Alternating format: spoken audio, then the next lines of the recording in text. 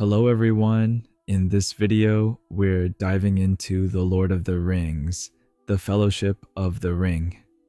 If you enjoy it and want to support the channel, I can turn the other parts of The Lord of the Rings into full audiobook style set episodes as well. Feel free to comment which movies or series you'd like me to cover next. And don't forget to subscribe. More is coming soon. Chapter 1. The Rings of Power. In the ancient days of the world, the Rings of Power were forged for elves, dwarves, and men. In an age shrouded in mists, when even the sun shone weakly, Middle-earth was at peace. Elves lived in their glittering cities, leading lives filled with art and wisdom. Dwarves carved the hearts of mountains, making silver and gold sing from the stones.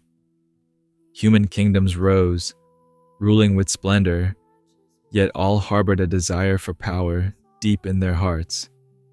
And then it came.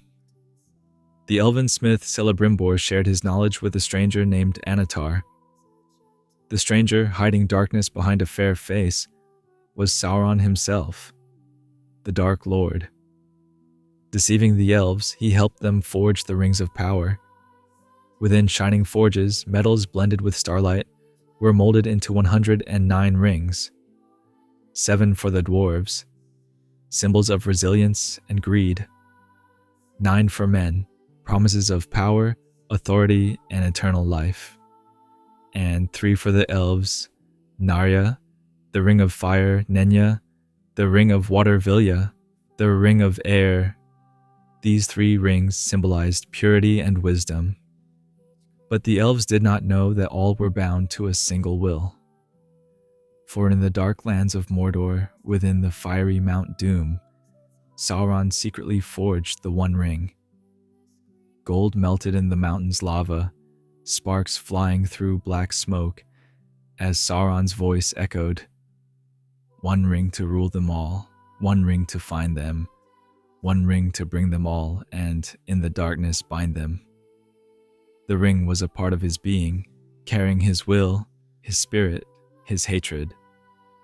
And upon the ring, in fiery letters, shone the verse, Ash Nazg Dorbatuluk, Ash Nazg Gimbatul. A shadowed age began. Sauron's eye reached across every land. The 9 rings given to human kings bound them with the curse of immortality. One by one they decayed, merging into the shadows. Thus the 9 Black Riders, the Nazgul, were born. Slaves to Sauron's will, living dead. The dwarves did not bow to Sauron.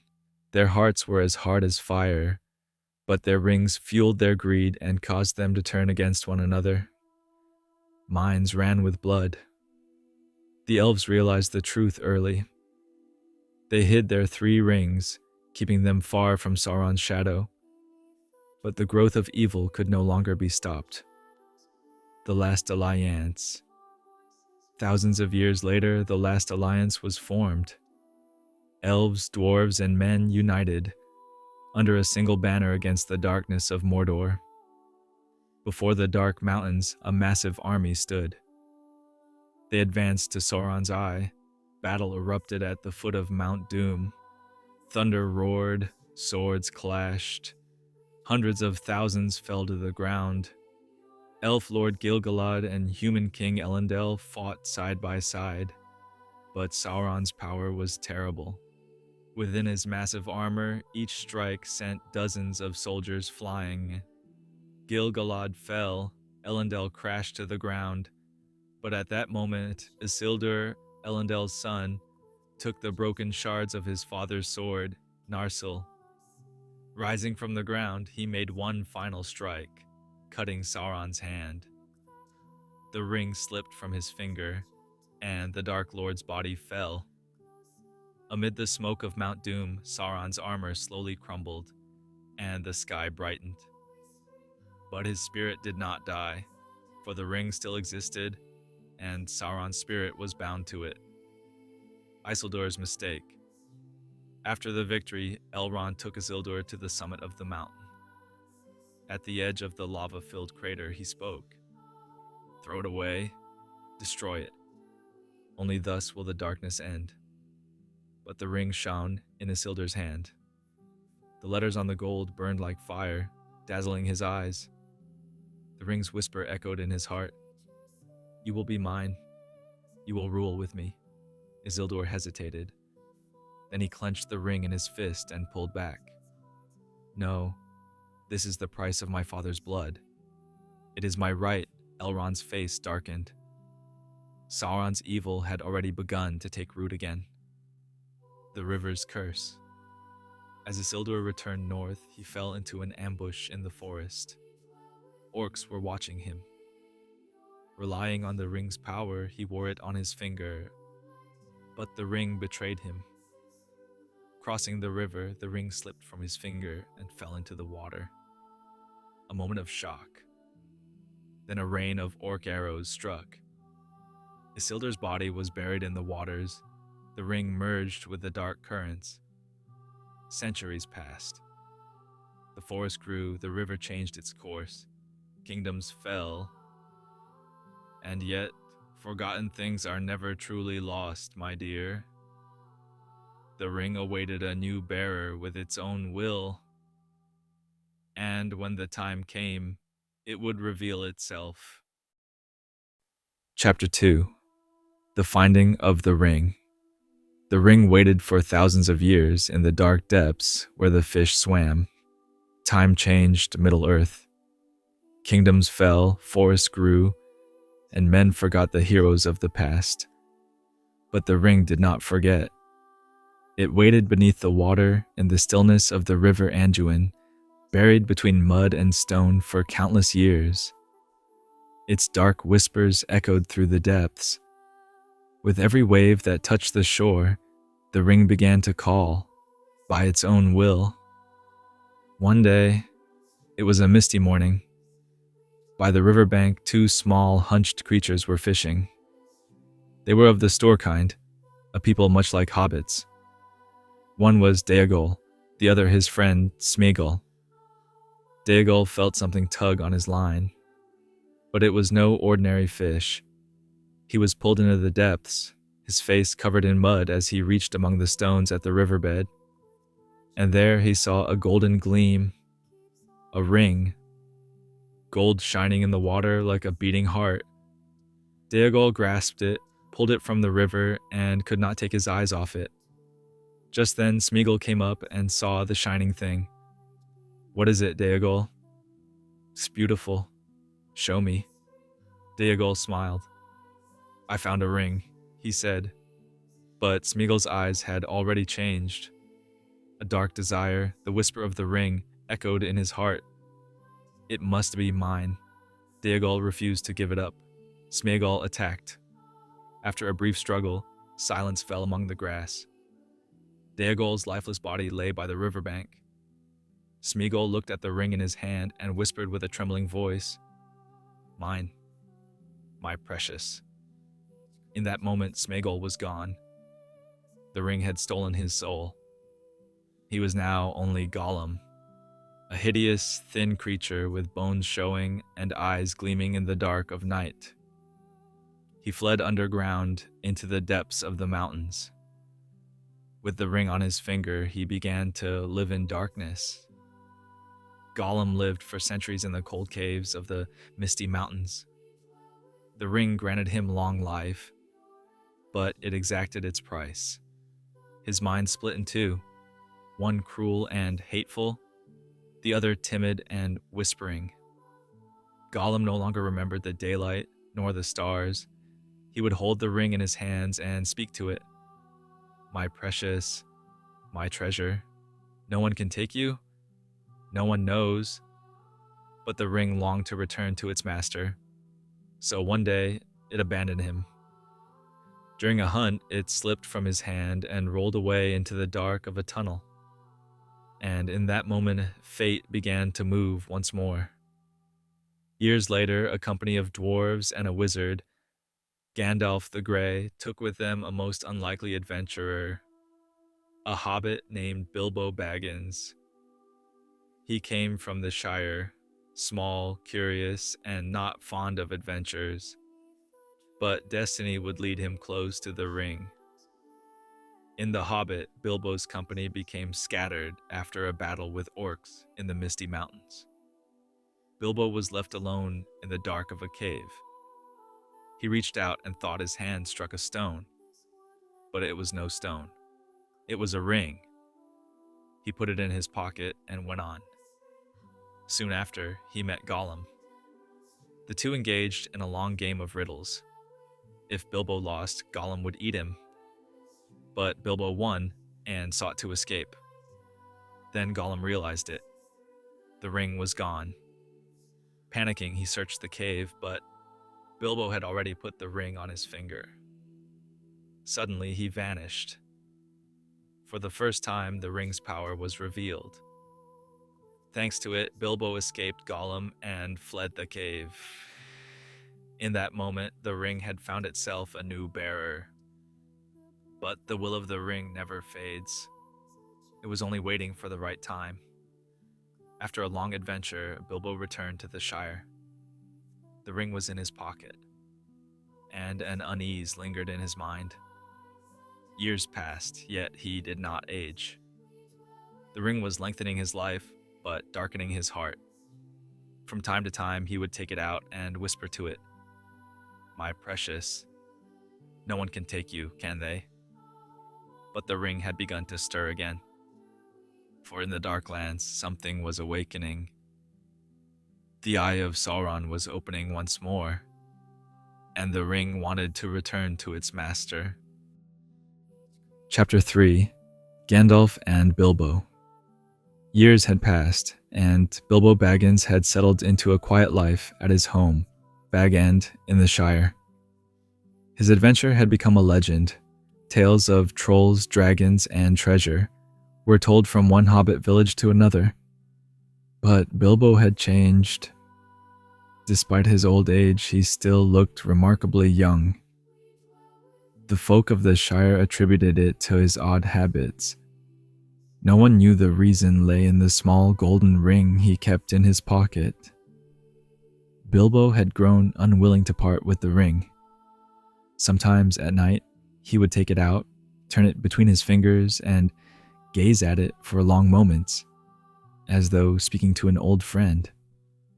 The ring's enchantment was slowly consuming him, creating an unease in his heart. As his 111th birthday approached, Bilbo decided to hold a birthday party such as the Shire had never seen. The entire Hobbit community was invited. Meanwhile, his old friend Gandalf the Grey returned to the Shire. Bilbo greeted him with great joy.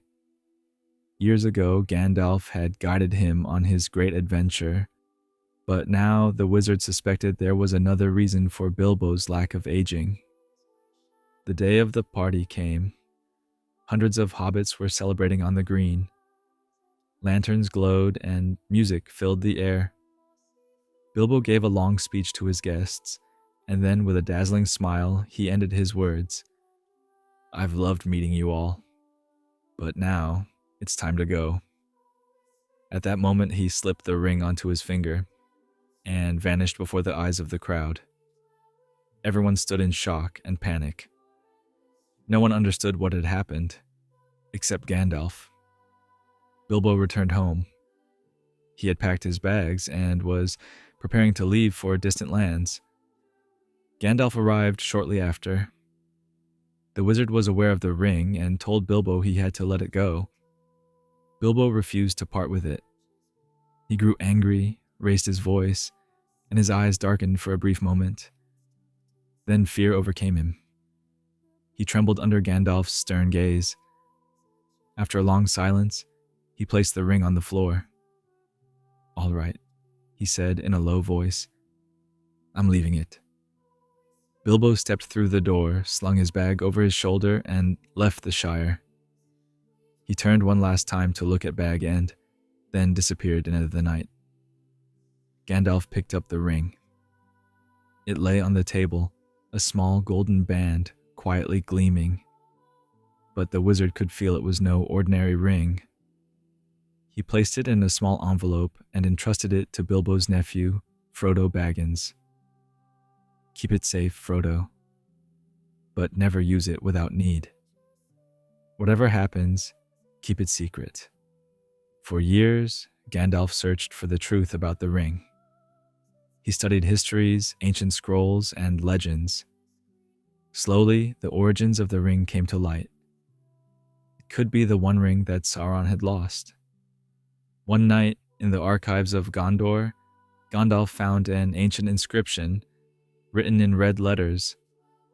One ring to rule them all, one ring to find them, one ring to bring them all, and in the darkness bind them. To confirm his suspicion, Gandalf returned to the Shire. He asked Frodo to throw the ring into the fire. The ring did not melt. Instead, glowing letters appeared upon its surface, written in the ancient black speech, Ashnazg Durbatuluk, Ashnazg Gimbatul. There was no longer any doubt. This was the One Ring. A fragment of Sauron's spirit still lived within it. Gandalf revealed the truth to Frodo, that the Dark Lord was rising again in Mordor, that the Dark Tower, Barad-dûr, was being rebuilt, and that the Nazgul had begun searching for the ring. This ring, Frodo, is not a burden meant for you, but you must carry it, because there is no longer any safe place. Not even the Shire. Frodo was struck with fear. But Gandalf was right. As long as the ring remained, danger would come even to the Shire. Frodo decided to leave. As he prepared to depart, his loyal friend, Samwise Gamgee, was eavesdropping from the garden. Gandalf caught him, but Sam insisted he would not let Frodo go alone. Gandalf smiled. Very well then, you'll go together. For Frodo and Sam, a long and perilous journey was about to begin. The ring had once again passed into the hands of destiny, and from the east the shadow was rising. Chapter 4. The Secret of the One Ring. After Gandalf revealed to Frodo the true nature of the ring, he urged him to leave the Shire at once, for dark powers had awakened and the shadow of Mordor was spreading westward. The Black Riders, the Nazgul, had caught the scent of the One Ring. They were once the 9 human kings who bore the rings of power. Now they were enslaved to Sauron's will, the living dead bound by darkness.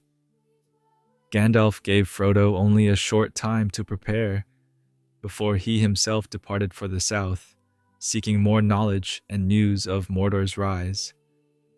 He warned Frodo, never use the ring. Only in the most desperate danger should you even think of wearing it. For the eye of Sauron sees whoever puts it on. After Gandalf left, Frodo sold Bag End and announced that he was moving to a distant village called Crick Hollow to make his departure seem natural.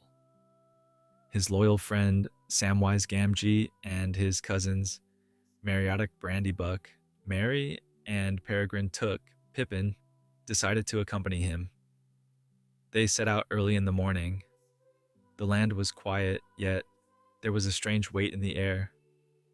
Frodo's heart was uneasy. Gandalf had not sent word for a long time. A few days later, they encountered the Black Riders for the first time. Frodo saw a dark figure on horseback. The horse was black, the rider cloaked and hooded. The man dismounted, sniffed the ground, and began moving toward Frodo. A cold terror filled Frodo's heart. His hand reached for his pocket. The ring seemed to move on its own, yearning for his finger. Just then, voices broke out from the roadside bushes. A group of hobbits appeared, singing loudly. The rider withdrew and vanished into the shadows. Frodo and his friends fled. Now they knew they were being hunted. During their flight, they entered the old forest. It was a mysterious place, even to the hobbits. The trees seemed alive, whispering to each other through rustling leaves. There they met a strange being named Tom Bombadil. Tom did not age, nor did he fear anything. Even the ring had no power over him. He welcomed them with food, shelter, and song, and his wife Goldberry, the river daughter, shone with natural grace. Though Tom understood the ring's power, he paid it little mind. For a short time, Frodo felt truly at peace. But outside Tom's realm, darkness awaited them. After leaving the forest, they arrived at the village of Bree. Here, men and hobbits lived side by side, and there stood an inn called the Prancing Pony. They hoped to find Gandalf there, but there was no sign of him. The inn was crowded. Frodo registered under a false name, Mr. Underhill. But as the night went on, they drew unwanted attention. Pippin, a bit too merry, began retelling Bilbo's old adventure tales. Frodo panicked, and in trying to stop him, accidentally slipped the ring onto his finger. He vanished before everyone's eyes. The crowd gasped in shock. But one man in the shadows watched him closely, a hooded stranger in the corner. That night, the man approached Frodo. He called himself Strider. Frodo was wary until Strider showed him a letter from Gandalf.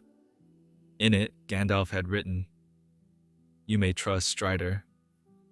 He is one of the rangers of the North Strider's true name was Aragorn, heir to the throne of Gondor, descended from Elendil himself. He vowed to protect Frodo and guide him to Rivendell." The group reached Weathertop, an ancient hill crowned with the ruins of a tower. There they found traces that Gandalf had been there, but he had moved on. That night, the Nazgul attacked. 5 of them surrounded the hill.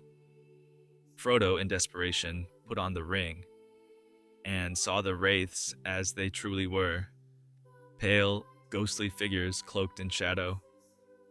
The Witch King of Angmar raised his cursed blade and struck Frodo's shoulder.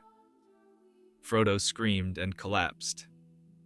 Strider fought to defend them, wielding fire to drive the Nazgul away. But the wound was poisoned with dark sorcery. Frodo's vision dimmed, his spirit fading. Aragorn hurried to carry him to Rivendell. On the way, they met the elf Princess Arwen. She placed Frodo upon her horse and rode like the wind toward the ford of Bruinen. The Nazgul pursued them, their shrieks echoing through the valley. But when they reached the river, Arwen called upon the power of the elves. The waters rose in a roaring flood, sweeping the black riders away. As Frodo slipped into unconsciousness, he heard her gentle voice. "Frodo, close your eyes. The darkness will pass." When Frodo awoke, he was in Rivendell. The elven haven shimmered with peace, flowing waters, white arches, and halls filled with soft light. Thanks to the wisdom and healing of Elrond, his wound was cured. Here, Frodo was reunited with Gandalf. The wizard told him how, on his way to Mordor, he had discovered Saruman's betrayal. It was now beyond doubt. Middle-earth stood on the brink of darkness once more. Frodo's journey had only just begun. In Rivendell, a council would soon be held, and the decision made there would determine the fate of the entire world. Chapter 5: The Council of Elrond, the Birth of the Fellowship of the Ring. When Frodo awoke from a long sleep in Rivendell, he found himself in the very heart of Middle-earth's fate. Elrond's house was a haven of peace.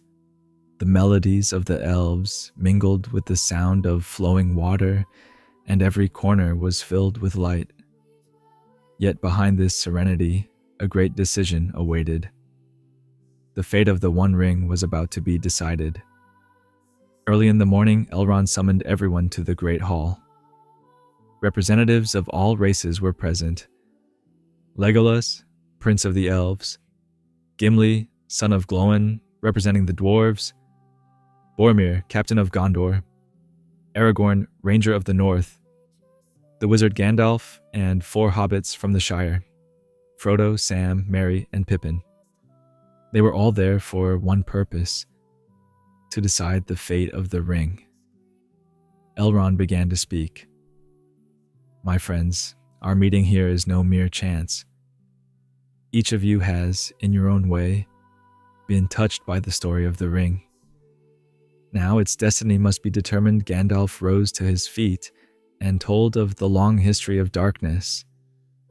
He spoke of how Sauron had regained his strength, returned from Dol Guldur to Mordor, and rebuilt Barad-dûr. He revealed that Gollum had been captured and, under torment, had whispered 2 words: Shire, Baggins. Legolas then announced that Gollum had escaped from Mirkwood, and a shadow crossed the faces of all present. Boromir spoke next, telling of the dark signs along Gondor's borders. I had a dream, he said. A broken sword and a voice crying, from the shards of the broken blade shall the crownless again be king. The doom of darkness shall fall. Elrond explained the true nature and danger of the ring. It was a fragment of Sauron's own will. The only way to destroy it was to cast it into the fires of Mount Doom, where it had been forged. Boromir proposed to use the ring. Why not wield this weapon against our enemy? In Gondor's hands, it could bring down the darkness once and for all, Gandalf answered sharply. No. No one should wield it. The one who uses it would not defeat Sauron. He would become him. Legolas declared that the elves would not keep the ring hidden. Then Gimli, filled with fury, leapt to his feet, drew his axe, and struck at the ring. The axe shattered into pieces, while the ring remained unscathed. The hall fell silent. Its power was undeniable. Aragorn spoke quietly. I am Isildur's heir, but I will not claim the ring. It betrayed even my forefathers. Elrond bowed his head. After long debate, the truth was clear. The ring must be destroyed. But who would take it to Mordor? A heavy silence filled the hall. Gandalf's eyes turned toward Frodo. Fear gripped the hobbit's heart, yet a voice spoke within him. I will take the ring to Mordor. Though I do not know the way, Elrond nodded. Your path will be perilous and your companions few. But you shall not go alone. Gandalf stood up. And I will go with you. Aragorn stepped forward. I too will go. My life and the fate of Gondor are bound to yours. Legolas added softly. For the honor of the elves, I shall go as well. Gimli rumbled. Dwarves do not shirk from such quests. I'm coming too. Boromir hesitated, then lifted his head. Perhaps the sword of Gondor can be of use in this task. Then 2 small figures ran forward, Sam beside Frodo. Wherever Frodo goes, I'm going too. And behind him, Merry and Pippin cried, So are we. Elrond smiled. Then you shall be 9, of men, elves, dwarves, and hobbits. 9 walkers to face the 9 riders. With Elrond's words, the council ended. Elves, dwarves, and men began their preparations. Aragorn's broken sword, Narsil, would be reforged and named Anduril, Flame of the West. Gandalf studied the maps and routes ahead. Sam carefully packed Frodo's belongings, and across Rivendell, the sound of elvish songs filled the air. Thus the 9 companions came together. Frodo, Sam, Merry, Pippin, Gandalf, Aragorn, Legolas, Gimli, and Boromir. Together they would set out to destroy the One Ring. The Fellowship of the Ring was born. Chapter 6. Toward the Dark Mountains. The morning they departed from Rivendell's crystal waters was clear and cold. The elves' melodies echoed for the last time through the valley. When Frodo looked back, Rivendell's golden domes were fading into the mist. There was no turning back now. The Fellowship of the Ring had begun its journey to change the fate of Middle-earth. 9 travelers moved in silence. Gandalf led the way, followed by Frodo, Sam, Merry, and Pippin. Behind them came Aragorn, Legolas, Gimli, and Boromir. A cold wind blew from the north, and the sun's weak light glimmered on the snow-covered peaks. Their destination was Mordor, but first they had to cross the misty mountains. Along the road, Gandalf told tales of ancient times.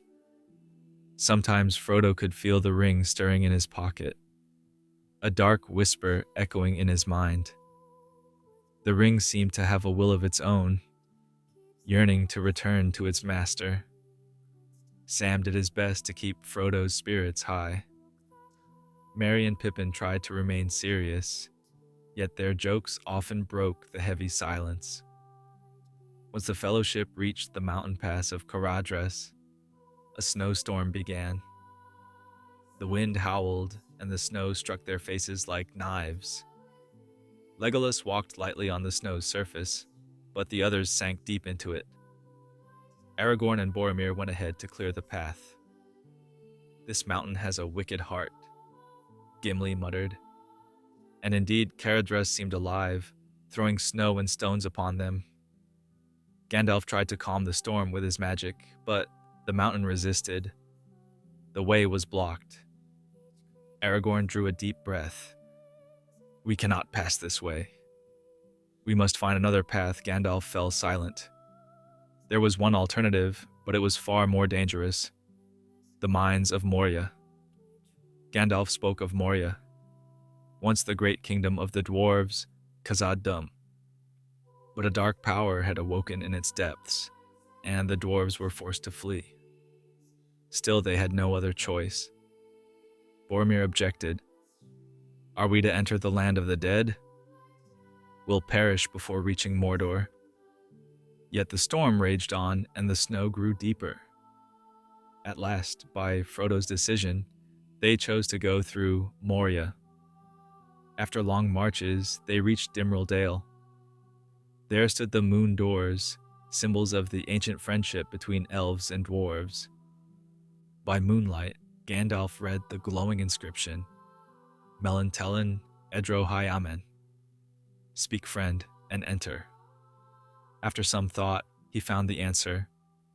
Melon, the elvish word for friend. When he spoke it, the gates silently opened, but the dark water beside them began to stir. From the depths rose a creature, the Watcher in the water.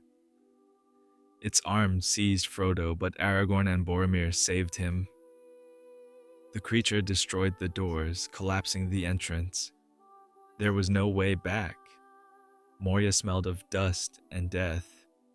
Their footsteps echoed along stone halls, mingling with strange sounds from the deep. Gimli's eyes gleamed. This was the realm of my ancestors, now only a tomb. Guided by the light of Gandalf's staff, they found their way through the shadows. At last, they came upon Balin's tomb. On the stone slab were carved the words, "Balin, son of Fundin." Lord of Moria Gimli knelt and prayed in silence. But then a deep drum beat echoed through the halls. Boom, boom, drums in the deep. Gandalf's face hardened. "The doors! Bar them quickly." Orcs attacked. The dark corridors filled with arrows, spears, and war cries. Boromir shielded Frodo while Aragorn fought fiercely at the front. Legolas's arrows struck orc after orc. Gimli swung his axe with fury, and even Sam held his sword, trembling but brave. Frodo was struck down by a spear, but the mithril shirt saved his life. "Run! To the stairs," Gandalf shouted. As they fled, a shadow rose from the depths. A figure of flame and darkness appeared. It had no wings, yet its presence burned like fire. Gimli whispered in terror, "Balrog." Gandalf stepped onto the narrow bridge, staff and sword in hand. "Creature of fire and shadow, you shall not pass." The Balrog advanced with a roar. The bridge quaked and cracked beneath them. Gandalf struck his staff upon the stone. "You shall not pass." The bridge collapsed. The Balrog fell, but its whip lashed out and caught Gandalf. As he was pulled into the abyss, he cried, "Fly, you fools," and vanished into the darkness. With Gandalf's fall, silence filled the Fellowship. Aragorn took command, his voice heavy with grief and fury. "His sacrifice will not be in vain. Run!" They burst out from Moria's darkness. The cold wind struck their faces, and the golden light of Lothlorien welcomed them. But in their hearts there was a deep emptiness. Gandalf was gone. Chapter 7. The Lights of Lothlorien. When the Fellowship emerged from the dark depths of Moria and breathed the open air again, the sky above was gray. A cold wind struck their faces, yet they could finally see the heavens once more. Frodo turned back toward the dark mountains, knowing he would never forget the depths where Gandalf had fallen. No one spoke. Only Gimli's rough voice broke the silence. Gandalf was taken by fire. We could do nothing. Aragorn placed a hand on Gimli's shoulder. His death was not in vain. We must go on. For that is what Gandalf would have wished far ahead. Along the river shimmered the forest of Lothlorien, the golden realm of the elves, where peace, light, and ancient magic still lived. The Fellowship crossed the river Nimrodel in silence. As they waded through the water, the soft, melodic, yet cautious voices of the elves could be heard. From between the trees stepped tall, graceful warriors, Haldir and his brothers. Haldir studied them carefully. "You are strangers. The scent of Mordor's darkness clings to you. But if Frodo Baggins is among you, then you are granted passage." The elves led them across bridges woven high among the trees, lit by gentle lights. There, beneath the starlight, they felt peace for the first time in many days. In the stillness of the night, Frodo felt the magic of Lothlorien. Here, time itself seemed to flow more slowly. The air carried the fragrance of an ancient memory. The next day, the Fellowship was brought to Caras Galadon, the heart of Lothlorien. It was a city built among immense trees, their golden leaves glowing like morning light. There the Lady Galadriel and her husband, Lord Celeborn, greeted them. Celeborn welcomed the travelers and asked where Gandalf was. Aragorn remained silent. Then he bowed his head and whispered, "Gandalf fell in Moria." Galadriel closed her eyes and inclined her head slightly. Then she spoke softly. "Even beyond the shadows, he will bear the light." Her words brought quiet comfort to their hearts. Galadriel looked at each of them in turn.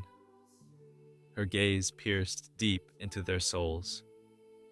Without a single word, each felt a whisper in their mind.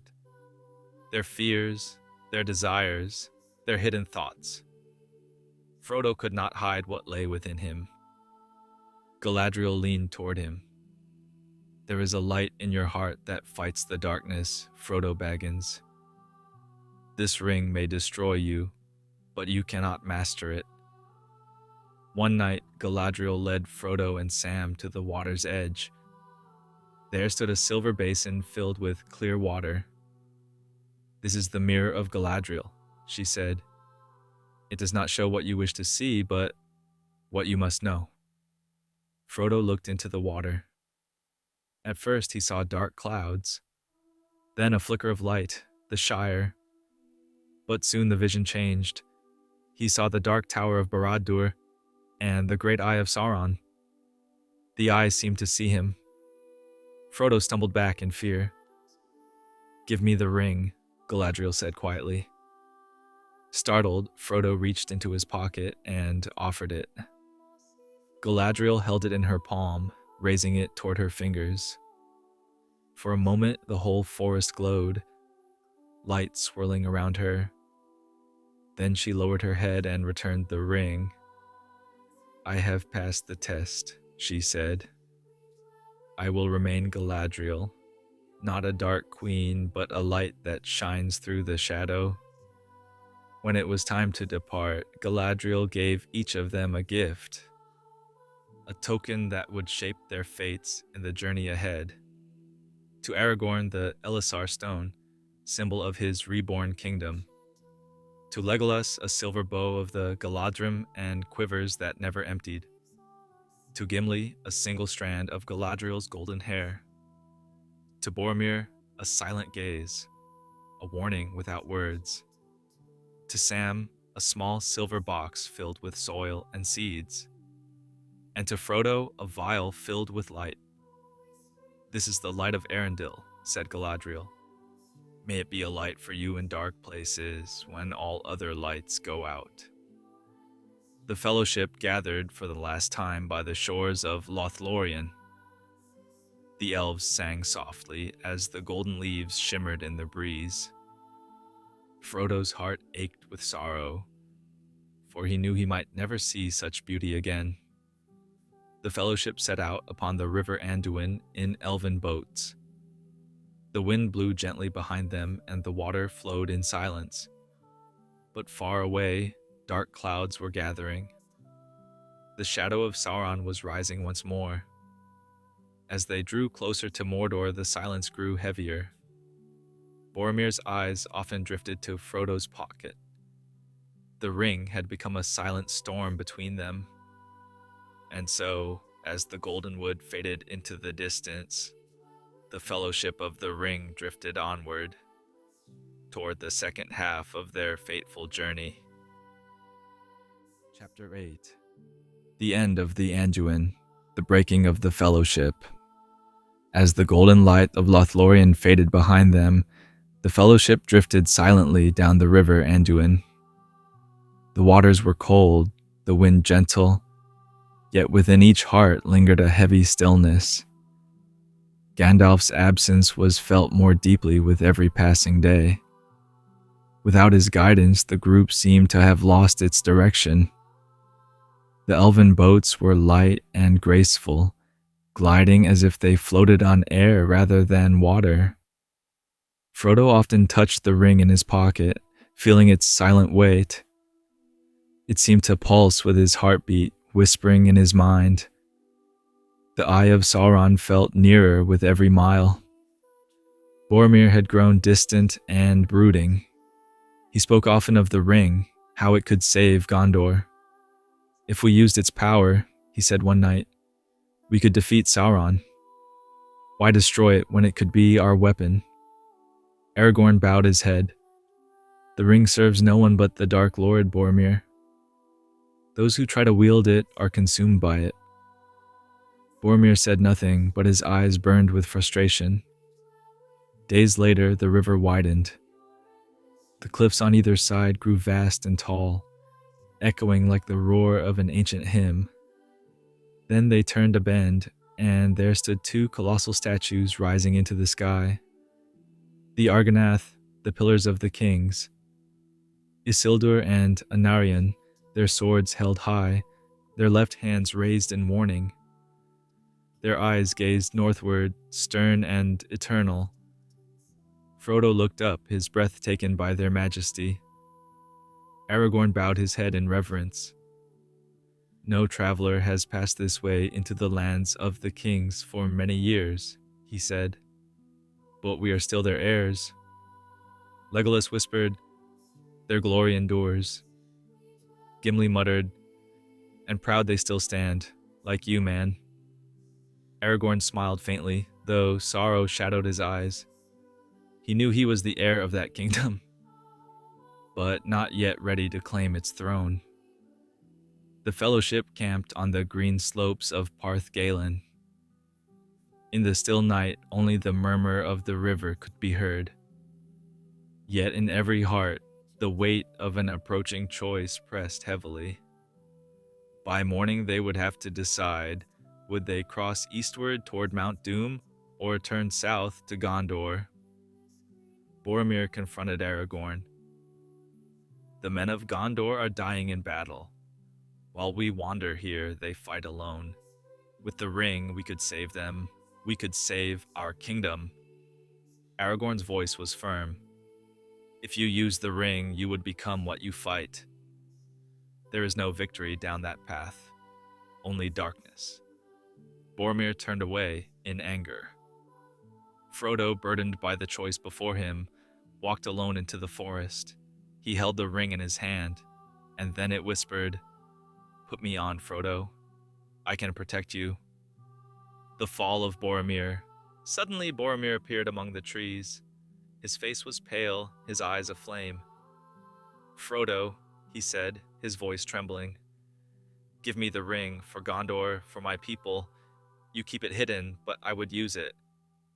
Frodo stepped back. "No, Boromir. The ring belongs to no one." Boromir advanced, reaching for him. In desperation, Frodo slipped on the ring and vanished. Boromir froze. His rage faded, replaced by horror and guilt. He fell to his knees. "What have I done? Frodo, forgive me." But it was too late. At that same moment, terrible cries erupted from the other side of the woods. A host of Uruk-hai, Saruman's soldiers, charged upon the Fellowship. Aragorn, Legolas, and Gimli took their positions. Merry and Pippin tried to flee, but were caught in the chaos. Boromir, hearing their screams, seized his sword and ran. For the Shire, for Gondor, he fought like a storm, slaying dozens of orcs, but 3 black arrows pierced his chest. Merry and Pippin were captured before his eyes. When Aragorn found him, Boromir was still breathing, bloodied but unbroken. "Frodo has gone," he whispered. "He did what was right. I failed the Fellowship." Aragorn knelt beside him, grasping his hand. "You have kept your honor, Boromir. Gondor will remember you." With a final breath, Boromir's head fell to the side. By the river's edge, Frodo wept. Now he understood. The burden was his alone. From behind him came Sam's voice. "I'm coming with you, Mr. Frodo." "But you can't swim, Sam." "I don't care. I'm going where you go." Frodo reached out and pulled him into the boat. Together they paddled toward the far shore, into the unknown, with Mordor's shadow stretching before them. Aragorn, Legolas, and Gimli laid Boromir's body in one of the boats. They sent it down the river, a warrior's farewell. Then Aragorn stood tall and spoke. "We cannot follow Frodo. His road is his own. But Merry and Pippin still live, and we will save them." As the sun set over the Anduin, the 3 companions set out. The man, the elf, and the dwarf, their friendship now bound by a new purpose. Chapter 9. The 3 Hunters, the beginning of the pursuit. The wind blew from the east, carrying with it the scent of war. As the pale dawn rose over Parth Galen, 3 silhouettes emerged silently from the shadows of the forest. Aragorn, Legolas, and Gimli. Behind them lay only an empty campsite and spilled blood. Boromir's body had been carried away by the current, and Frodo and Sam had set out toward Mordor. The Fellowship was broken, but the war was far from over. After Boromir's death, Aragorn remained silent for a long while. There was both grief and resolve in his eyes. "Boromir did not fall," he said at last. "He was honored in death. His sacrifice will not be in vain. We will find Merry and Pippin, or we shall fall beside them." Legolas bowed his head. "They are brave-hearted, but with every passing hour among the orcs, their chances fade." Gimli rested his axe on his shoulder. "Then let's waste no more words. Let's run." So the 3 friends set out toward the east. They crossed mountains, valleys, and rivers. They marched day and night without rest. following the long trail that led into the lands of Rohan, a trail marked with blood, dust, and fire. For 3 days, they did not stop. Only at night did they rest briefly under the stars, whispering quiet prayers to their fallen brother. On the morning of the 4th day, Aragorn knelt and studied the ground. "Look," he said, "2 small sets of footprints. Merry and Pippin passed this way." And the orcs turned north from here. Legolas raised his eyes to the horizon. "But they are slowing. The sun is their enemy. Perhaps we can catch them before them stretch the golden plains of Rohan, the land of free men waving endlessly under the wind." But now even these fields had fallen under the shadow of Saruman. Later that day, a cloud of dust rose in the distance. The earth trembled under the thunder of hooves. Aragorn drew his sword. Legolas notched an arrow to his bow. Moments later, the riders of Rohan appeared, led by Éomer, nephew of King Theoden. Éomer studied them with a cautious gaze.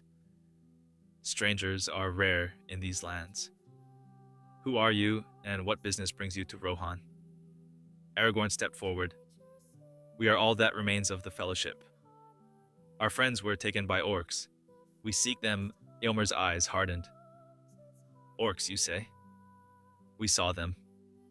Yesterday morning we cut them all down." Gimli stepped forward anxiously. "And the halflings? Small folk, were any among them?" Éomer shook his head. "None that we found. But their trail led into Fangorn Forest." Aragorn thanked him, and Éomer ordered his men to give them horses. "King Theoden does not yet know you, so be wary. But I believe your words.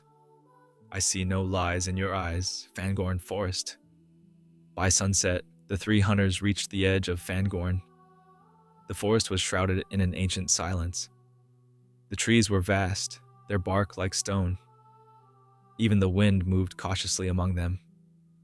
Gimli shivered. "This place unsettles me. It feels as though the trees are watching us." Legolas lifted his gaze. "They are watching us. This forest has a mind of its own." Aragorn knelt beside trampled grass. "They passed here, and look. Rope marks. Merry and Pippin must have escaped." Just then, a deep rumbling echoed through the forest. Leaves trembled, branches shook, and from the shadows emerged a towering figure. Its arms were like branches, its face like bark. Legolas whispered, awestruck, "An Ent." It was Treebeard, the oldest of Fangorn, a guardian of the ancient woods, a living memory of Middle-earth itself. Meanwhile, Merry and Pippin were indeed alive. They had escaped during the chaos among the orcs and fled deep into Fangorn Forest. There, Treebeard had found them, and at first mistook them for enemies. But soon he realized their innocence and kind hearts. "In the time of the Ents, there is no hurry," Treebeard rumbled in his deep voice. "But the world is darkening. Saruman, he was wise once. Now he has become a master of iron and fire. From the hobbits, Treebeard learned of Saruman's treachery and his plans to destroy Middle-earth. A great anger stirred within the old Ent's heart. Then the Entmoot must be called. Even the trees must go to war." As Aragorn, Legolas, and Gimli ventured deeper into Fangorn, a blinding white light surrounded them. They drew their weapons, but then a voice spoke. "Do not be afraid. It is I." From the light stepped Gandalf. No longer Gandalf the Grey, but Gandalf the White. His eyes shone with power, and his voice echoed like thunder. "I have returned. Time is short, and evil grows stronger. Theoden must awaken." The 3 companions bowed in awe. Their guide and friend had returned. And with his return came a new path. To ride to Rohan to free the king from the spell of darkness, and to begin the war against Saruman. Chapter 10. The Awakening of Rohan. From the depths of Fangorn Forest, a radiant light surrounded the three hunters, Aragorn, Legolas, and Gimli. Gandalf had been reborn as Gandalf the White. The gravity and wisdom shining from his face filled his companions with awe. Now, a single purpose guided them all: to awaken Rohan and to begin the war against Saruman. As Gandalf stepped steadily out of the forest, he turned to his companions. Saruman has taken hold of Rohan. King Theoden's mind is ensnared. He must be awakened. If we delay, Isengard's armies will march north and threaten Gondor's borders. Aragorn fastened his sword and replied, "Then we waste no time. We ride to Edoras. Somewhere within the king, strength must still remain." Legolas and Gimli walked beside them, and behind their backs the rising sun chased away the last traces of darkness. From afar, the city walls shimmered in gold. The roof of Meduseld, the golden hall, glinting in the light. But there was no peace within. A hush lay over the city. Fear had silenced the people. Saruman's influence lingered like a shadow. As they entered the city, Gandalf whispered softly, "Minds are clouded, but hope remains. The king must awaken, and his people must find courage again." The folk of Rohan moved like ghosts through the streets, their eyes empty and fearful. Many hid inside their homes, still trapped under the spell that bound their king. Without hesitation, Gandalf and the three hunters made their way to the great hall. Theoden sat upon his throne, an old, withered shadow of a king. His eyes were closed, his hands weak upon his lap. Saruman's dark enchantment had stolen his will and his strength. Gandalf approached slowly and laid his hands upon the king's shoulders. "Theoden, son of Thengel, awake. Saruman's darkness has imprisoned you. Rise for Rohan, for your people." The king's eyes fluttered open. At first they were clouded and lost, but as Gandalf spoke, a spark of light began to return. "Darkness, Saruman," he murmured. "Rohan, my people." Aragorn, Legolas, and Gimli stepped back in reverence. Before their eyes, Theoden's spirit rekindled. The true king of Rohan was returning. When Theoden fully awoke, the color returned to his face, and his old might shone in his gaze. Gandalf told him of Saruman's army, the legions of Uruk-hai gathering at Isengard. "Rally your riders, Theoden," said Gandalf. "We must stand against him before his darkness spreads. Elves and men will fight side by side once more, but we must act swiftly." Theoden nodded, strength and resolve gleaming in his eyes. "Rohan will ride, with horses, swords, and hearts of steel. Saruman will not prevail." Legolas turned to Gandalf and whispered, "With the power of their horses, Rohan will rise again, but the orcs are many." Gimli gripped his axe tightly. "Then let's give Saruman a fight he'll never forget." Soon, all of Rohan stirred to life. Riders gathered from every village. Armor gleamed, blades were sharpened. From valleys and keeps, the horns of war echoed. Thousands of horsemen assembled upon the plains, their banners whipping in the fierce wind. From atop a hill, Gandalf turned to Aragorn. "This battle will not be easy," he warned, "but Rohan's awakening will bring hope to Middle-earth." Theoden mounted his white steed, his golden hair flowing in the wind. Raising his sword high, he cried out to his people, "Riders of Rohan, today we fight for freedom. We will cast out Saruman's shadow from our land." Aragorn and Legolas rode beside him. Gimli gave a mighty roar as the ranks thundered forward. Across the plains, Rohan's riders charged toward Isengard, a storm of courage and vengeance. Smoke rose from the black towers of Isengard. Saruman, draped in white, gazed toward the horizon with a cruel smile. So, Rohan awakens, he whispered. But too late. My armies will devour them, yet the thunder of hooves already filled the valleys. Upon a high ridge, Gandalf raised his staff. A blinding light flared across the fields. Riders, the time has come. Courage and honor are stronger than fear and shadow. And so, with the awakening of Rohan, a great war began in Middle-earth. Horses neighed, swords flashed, and the cries of battle rolled like thunder across the plains. The sound of a kingdom reborn. Chapter 11. Helm's Deep and the Resistance in the Dark. The riders of Rohan pursued Saruman's army and reached the outskirts of Helm's Deep. The sun was setting. The mountains cast long shadows across the plains. The great stone walls of the fortress loomed ahead, a symbol that night and danger were drawing near. The people wavered between fear and hope. The fortress rose at the foot of the Hornburg. Its walls were strong, but its forces few. Theoden dismounted and spoke to his people. Tonight we stand for Rohan. Do not fear, for our courage is stronger than the darkness. Gandalf stood beside him, raising his hand. The armies will unite. But be patient, the night will be long and dark.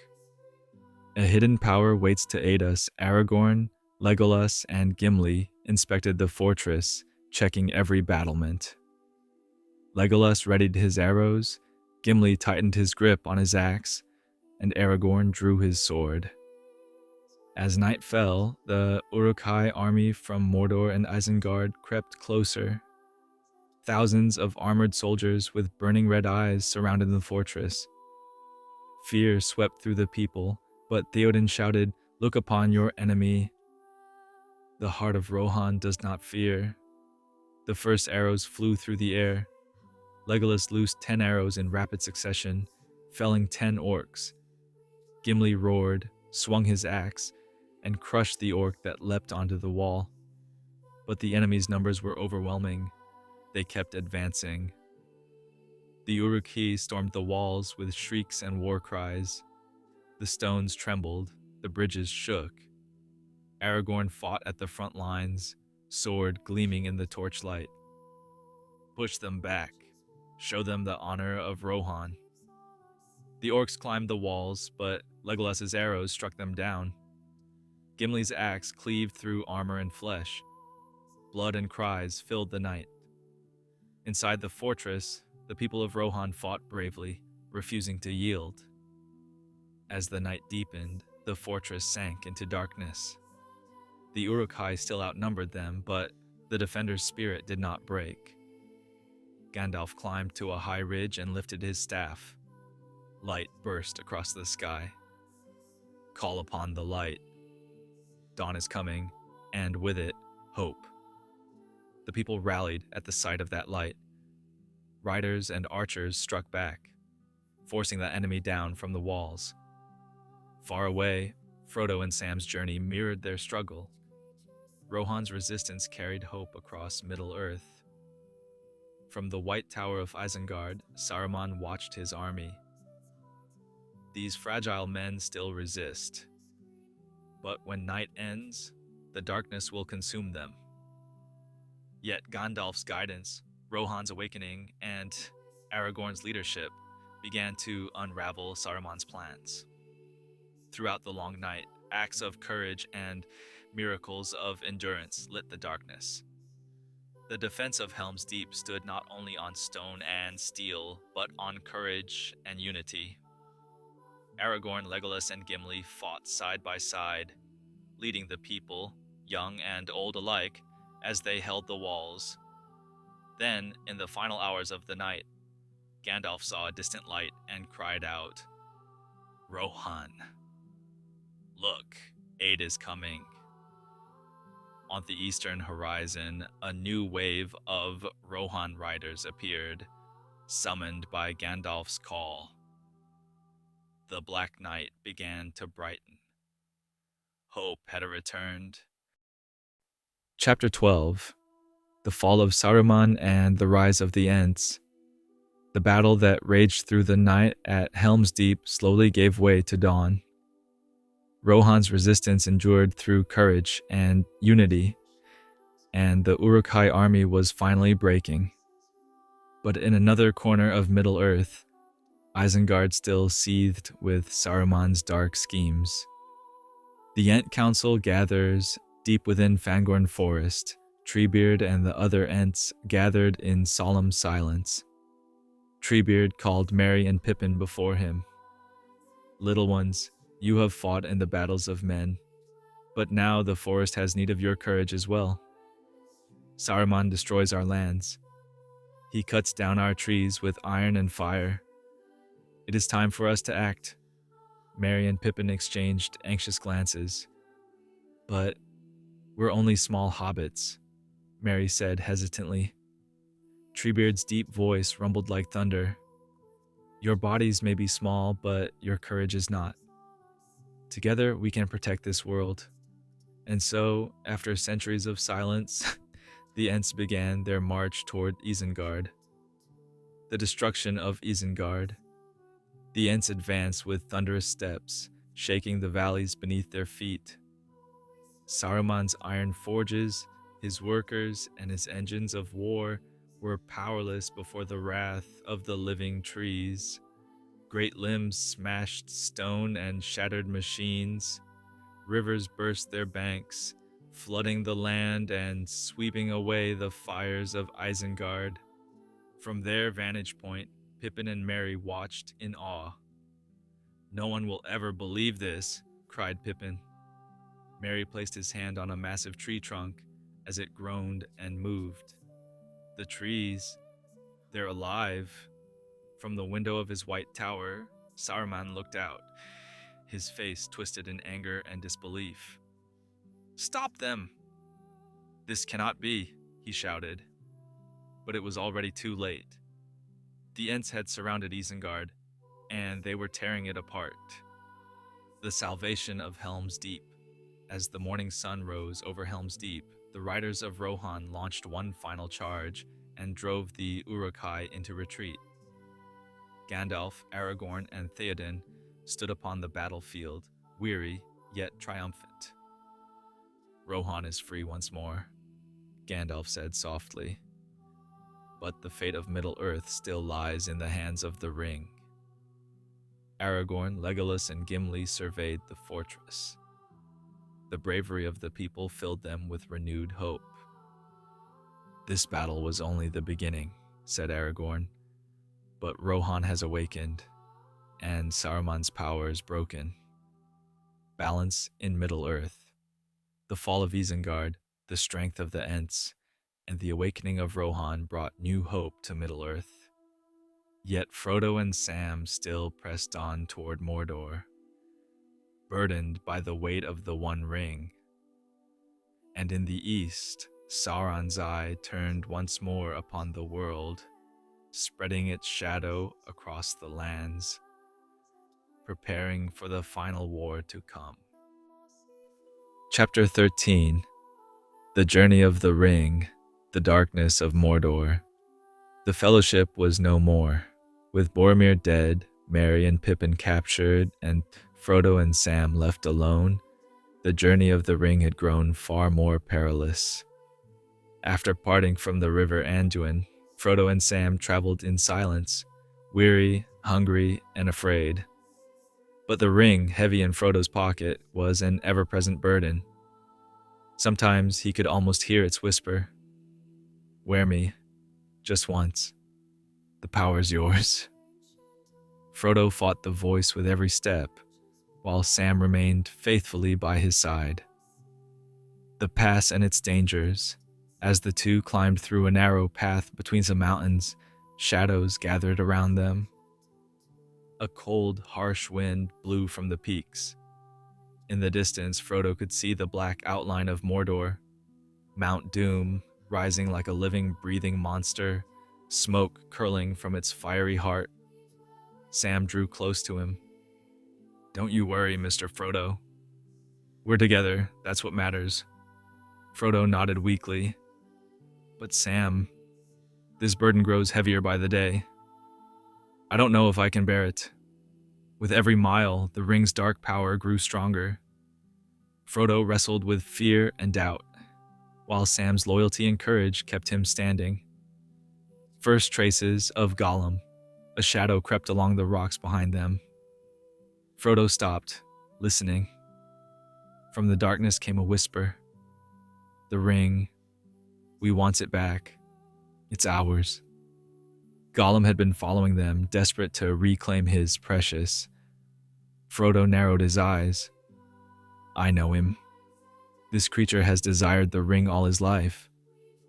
Sam clenched his weapon. He's dangerous, Mr. Frodo.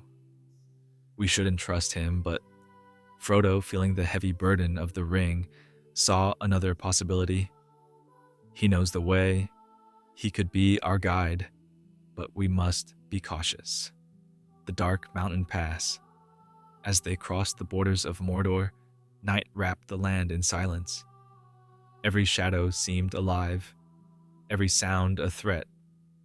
Frodo took the ring from his pocket and held it in his hand. Its weight was crushing. Just once. And it will all end. The whisper echoed in his mind, but Sam's voice cut through the darkness. No, Mr. Frodo. Don't listen to it. You saw what it did to Boromir. Frodo closed his eyes. Yes, and that's why I must go on. But I'm not alone. Not while you're with me. Their journey carried them through rivers, swamps, and the dark ridges of the Black Mountains. Each step brought heavier shadows, colder winds, and the suffocating presence of Mordor. The first test of danger. On a narrow path, Frodo and Sam suddenly stumbled upon an orc patrol. Gollum moved silently in the background, waiting for his chance. The two hobbits ducked behind rocks, holding their breath. Frodo's heart pounded. The ring whispered, urging him to use it. Sam whispered fiercely, I'll protect you, Mr. Frodo, no matter what. Together they crept away under cover of shadow, narrowly avoiding the patrol. In that moment, Frodo understood just how deadly the ring's temptation could be. Their path ahead would only grow darker and far more dangerous. The weight of the journey. As night deepened, Frodo looked at Sam beside him. Sam, this journey isn't just wearing down our bodies, it's consuming our souls. Sam nodded, his voice firm. Maybe so, Mr. Frodo, but we're still together, and I'll never leave you. The darkness of night merged with the black shadows of Mordor. In the far distance, the fiery glow of Mount Doom flickered. The fate of Middle-earth now rested entirely in Frodo's hands. Chapter 14. The Pair's Decision. Journey to Mordor. Frodo and Sam, guided by Gollum, continued their journey toward the black lands of Mordor. The dark mountains, barren valleys, and glowing fumes of molten lava showed just how deadly the path ahead would be. Gollum crept quietly before them, watching Frodo and the ring with hungry eyes. In the corners of Frodo's mind, the whispers still echoed.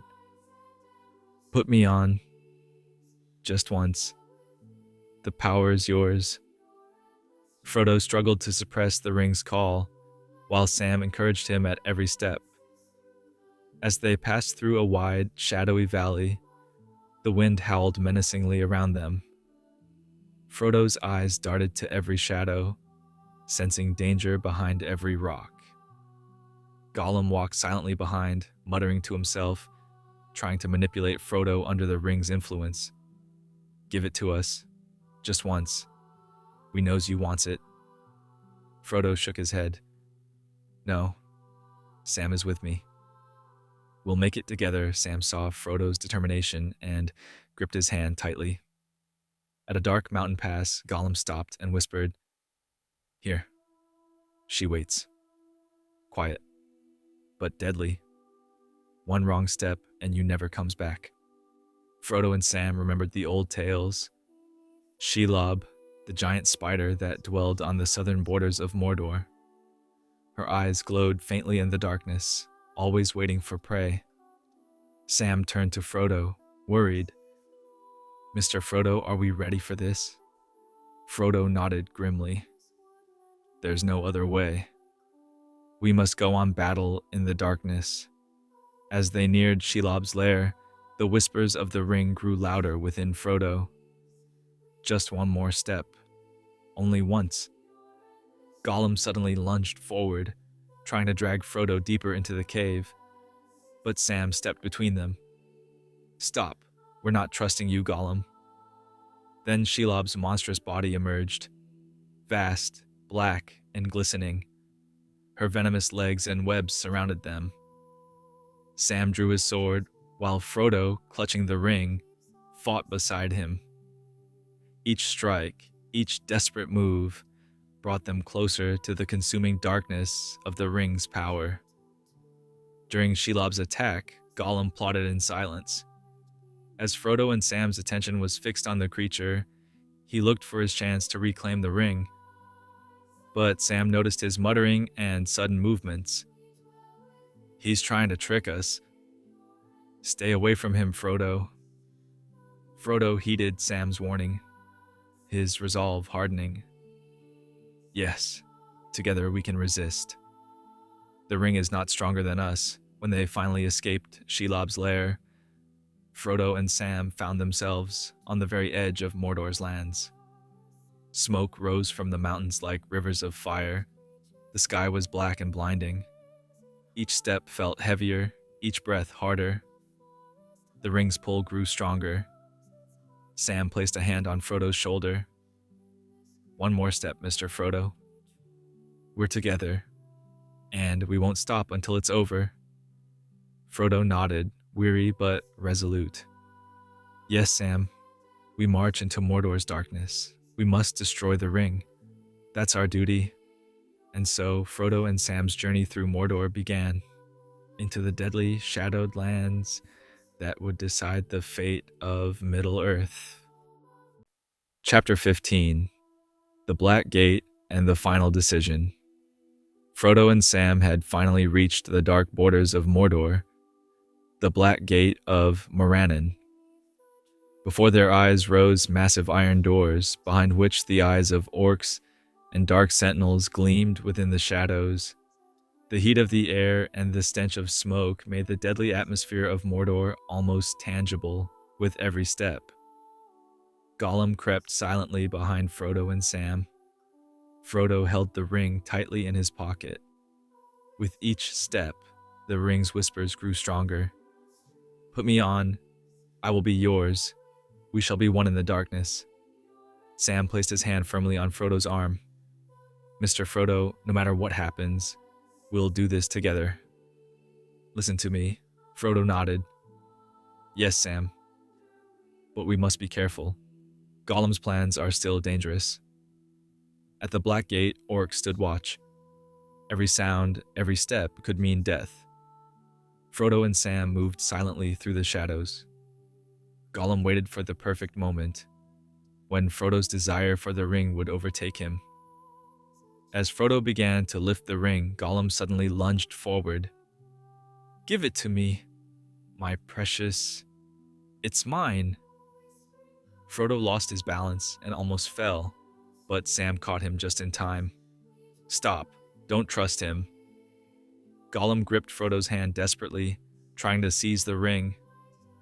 A brief struggle broke out, but with Sam's help, Frodo held firm. Furious and defeated, Gollum retreated into the shadows. Frodo and Sam left the Black Gate behind and turned toward Mount Doom.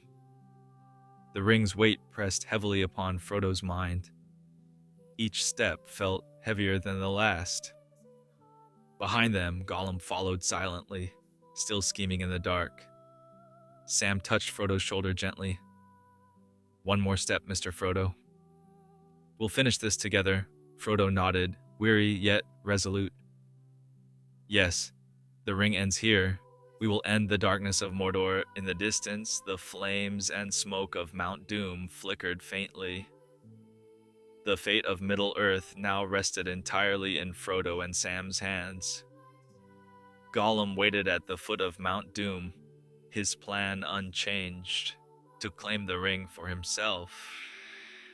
Frodo and Sam could feel the ring's power clawing at their hearts, the darkness trying to consume them both.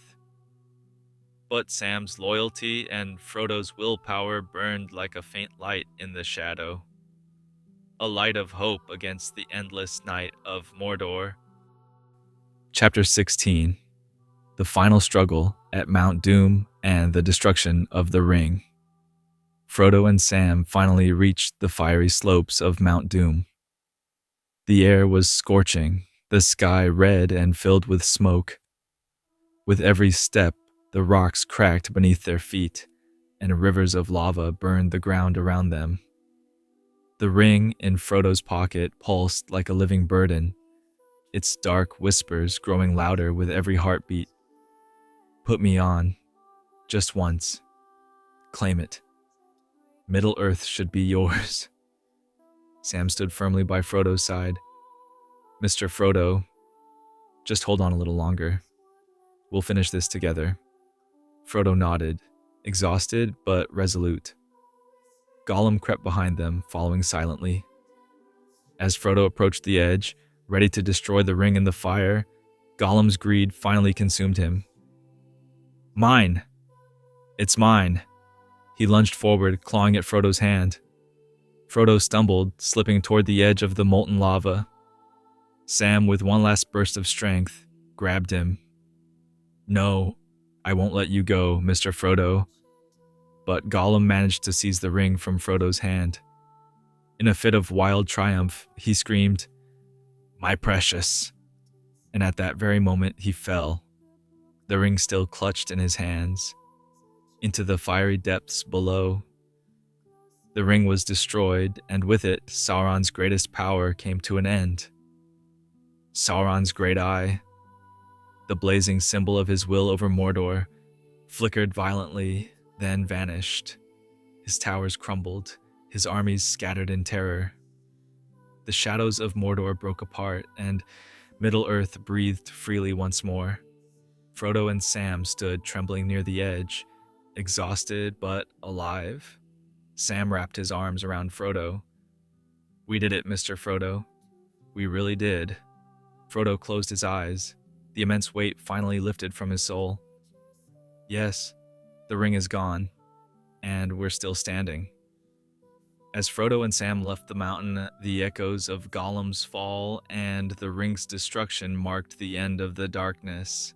The burden on Frodo's shoulders was gone, and thanks to Sam's unwavering loyalty, both had survived. The sky slowly cleared, the red clouds parted, revealing the first golden rays of sunlight.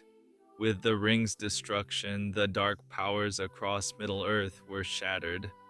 Rohan and Gondor breathed freely again, and both elves and men reclaimed their freedom. At the end of their long road, Frodo and Sam looked at each other. "We did it together," Sam said softly. Frodo nodded.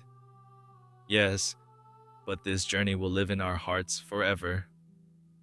And so, the quest of the Fellowship of the Ring came to its true end. Though the Fellowship had parted, the legacy of loyalty, courage, and friendship would live on, forever in the songs and memories of Middle-earth. Chapter 17: Victory and the Return of the Fellowship of the Ring. After the destruction of the ring at Mount Doom, a great change swept across Middle-earth. Sauron's armies had fallen apart, and his dark eye was extinguished forever. Rohan and Gondor regained their freedom, and the people finally breathed in peace. The riders of Rohan, after their victories at Helm's Deep and Edoras, continued to guard their lands. King Theoden gave his people courage and hope. The threat of Mordor was no more. In Gondor, the white walls of Minas Tirith stood in peace after the fall of the ring. Aragorn, Gandalf, and the other heroes stood beside the people, helping them rebuild after the long darkness. Frodo, Sam, Merry, and Pippin began their long journey back to the Shire. Each of them was weary yet matured by the trials of the ring's quest. When they returned, everything looked the same. The green fields, the quiet villages, the peaceful evenings. But within their hearts, things had changed forever. Frodo still carried the weight of his memories, the shadow of the ring that had never fully left him. Sam stayed faithfully by his side, sharing the burden and guarding his dear friend with unshakable loyalty. When the hobbits returned home, they were welcomed by old friends and familiar faces. Merry and Pippin, honored for their bravery in the wars of Rohan and Gondor, became figures of respect in the Shire. Sam brought Frodo home, and together they shared their memories of the journey. Frodo tried to live peacefully after the destruction of the ring, but the weight he carried inside reminded him that he had been part of a greater world, one that had changed him forever. Though the journey had ended, the bonds of friendship and the lessons of courage would live in their hearts for all time. The Fellowship of the Ring symbolized unity, the coming together of different races and hearts to fight for a shared purpose. Loyalty, courage, friendship, and sacrifice were the true powers that saved Middle-earth from the shadows. Frodo and his friends had become part of legend, forever changing the fate of the world. Though the Fellowship had gone their separate ways, their story, their bravery and devotion would live on, told and remembered across Middle-earth for generations to come.